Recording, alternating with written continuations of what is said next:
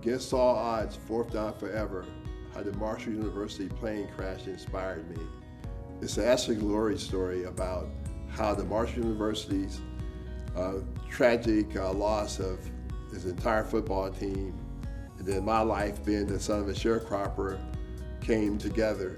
For example, the Marshall football team was never even expected to ever win a game again. In fact, the program almost was nixed by the NCAA because of the tragic plane event. But because of persistence from the president of the university, the program was alive. And then my life, me coming to Marshall University, enabled me to build my life from ashes. Being the son of a sharecropper, there was no hope. I wasn't given a chance, given the circumstances that I was living in. Sharecropper kids wasn't taught to learn or how to read and write. They were taught to work. But I got my break when my father, against all odds, moved to Ohio during the middle of December in the cold winter, and that enabled me to get my start. And I seized the opportunity, and that's what the book is all about. Against all odds, fourth down forever, how the Marshall University plane crash inspired me. It really gives the readers insight through my life of heartbreak, triumph, and perseverance. And I wrote the book to my dying mentor's request that I share my story with the world. In a time of despair, recession, and oppression, my book carries a message of hope, generosity, and self-empowerment that transcends race, gender, and age. Unlike most books, my book was written under a lot of pressure. And I mean pressure in that my professor, whom had kicked me out of class 45 years ago, and he just told me I was loafing and that classroom was reserved for students. He told me, don't come back into my classroom until you're a responsible student. So I walked out sulking, and I came back, and I decided that I wanted to be an athlete, a student athlete, opposed to the athlete student. But there it started. I'd gone to a reunion at Marshall University. It was a 4-year reunion commemorating the crash victims that died in the crash. For those that might not know, in 1970, Marshall lost his entire football team in a plane crash. So I was part of a group called the Young Thundering Herd. We were the group that was brought in, not so much to win titles, but just to keep the program viable and alive and functional. And by doing so, I got a lot of sense of gratitude by being a part of something that was trying to be established at the time of the grief-stricken program. And Coach Lingo sold me on the fact that he said, a lot of schools want you, but we need you. So I passed on Notre Dame, Ohio State, Nebraska, the bigger notable schools, to play for Marshall for that reason and purpose.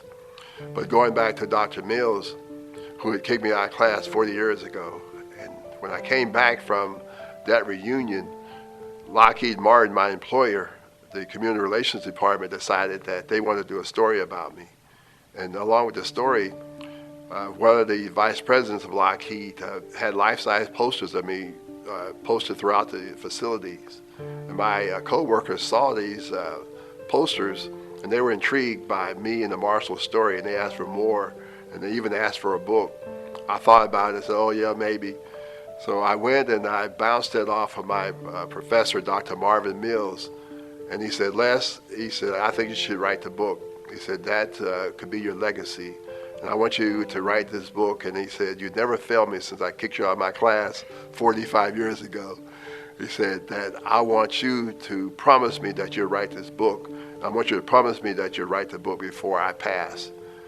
And I promised him that I would. And I started writing the book on that day, March 30, 2012. And I, with a lot of pressure and a desire and a commitment to write it, I started writing the book, and it took me 8 months. And ironically, I wrote the book, and it was completed on November 14th, 2012. The significance of the date is that was the exact date that the Marshall plane crash occurred. I didn't try to make it that way, but it just happened. Because throughout that 8 months, even myself, although he was battling cancer, I was going through some personal illnesses and injuries of my own. Low back pain, post low back pain surgery, dislocated kneecap, a bone marrow cancer watch of my own, And I went, and each day tirelessly I would write something every day, and I didn't stop.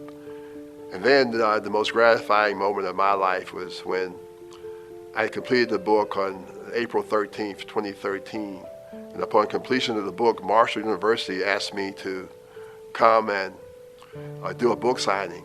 And by that request, it gave me a window to sign a copy to Dr. Mills, who was residing in Lexington, Kentucky. And, it was just a story it was a happy ending to the story. And that I was able to give Dr. Mills my first signed copy. And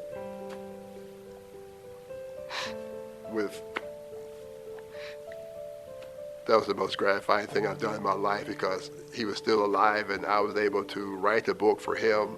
And also I was able to honor my phenomenal parents who did so much for me and my 14 siblings.